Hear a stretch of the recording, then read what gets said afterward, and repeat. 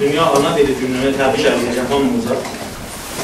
Ümid edirəm ki, ləzzət varmış olasınız.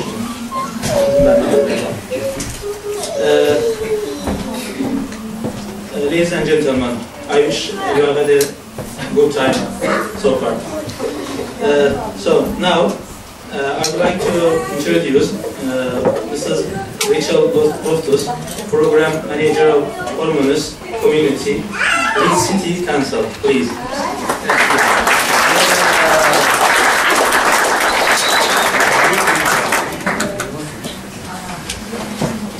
Hello. Hi. Hoş geldiniz. My best attempt. If I was speaking my mother tongue, I would have said "Qeyd the Falsha." It means 100,000 welcomes, and unfortunately, it's probably one of the best things that I say in my mother tongue, because a little outside Azerbaijan, people in my country weren't allowed to speak their language for many years and weren't allowed to express their culture. And you can see the story of that in the story of Ireland, and I think it's part of the reason that I do the work I do is because of that.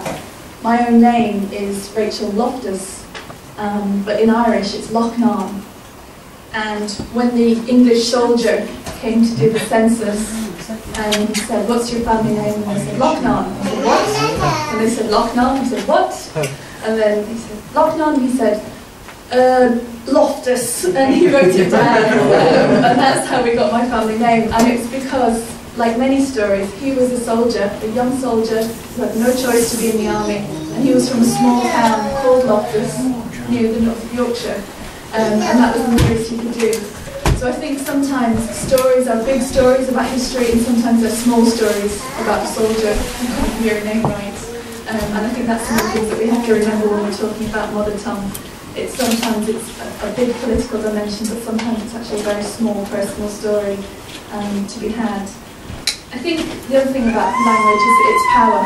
The reason why powerful people want to speak one language is to try and control.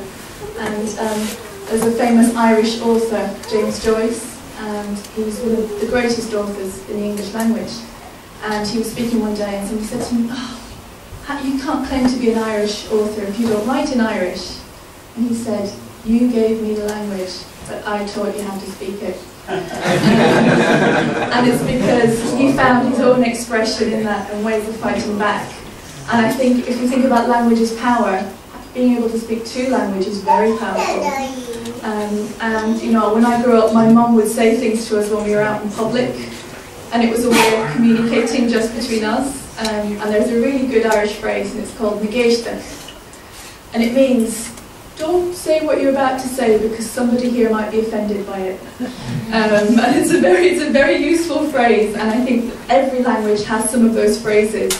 And I think if you keep those and you keep that power, then you can keep that.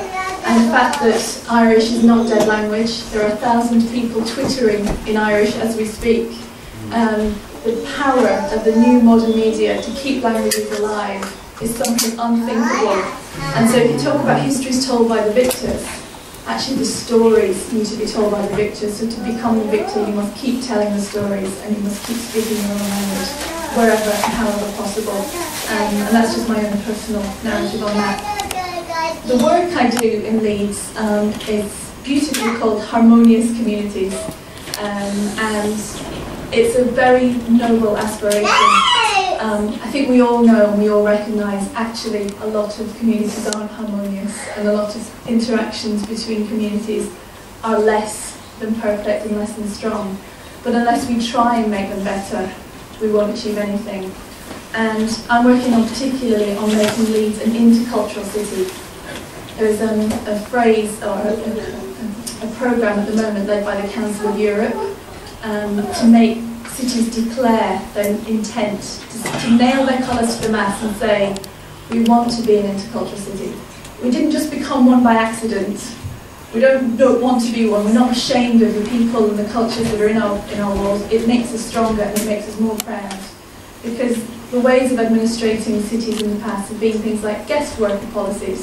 So you can come, you can do the jobs we don't want to do, but then you must go again. Or they've been assimilationist, which is you can come, you can look different, but we'd really like you to think like us as soon as possible. There's even been multiculturalism, and there's a big debate in this country at the moment about whether multiculturalism has failed or not. And I think multiculturalism hasn't failed, but I don't think it goes far enough, because if multiculturalism is about cultures sitting side by side but not interacting with each other, then we all fail. Interculturalism is about taking that one step further. It's about saying, I like your culture, I would like to understand it more, here is mine, because none of us are monocultural. You know, my mom said when she first came to England, she never realised she would have an English child. It wasn't something in her head that she would do.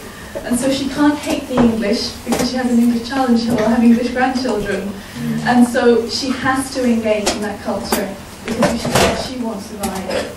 And I think that's what we have to do, is look at ways and opportunities, not just to share our culture, or just to share our culture with the other people of our culture, to share it. And I've been so encouraged by seeing the many different cultures in this room today to celebrate both mother tongue and also the contribution of the Azerbaijani community to Leeds. And I'm very proud to call many people in this room my friends, and I'm very proud to call many people in this room my colleagues. So I want to say, well done, keep on keeping on, and I'll see you all soon somewhere else.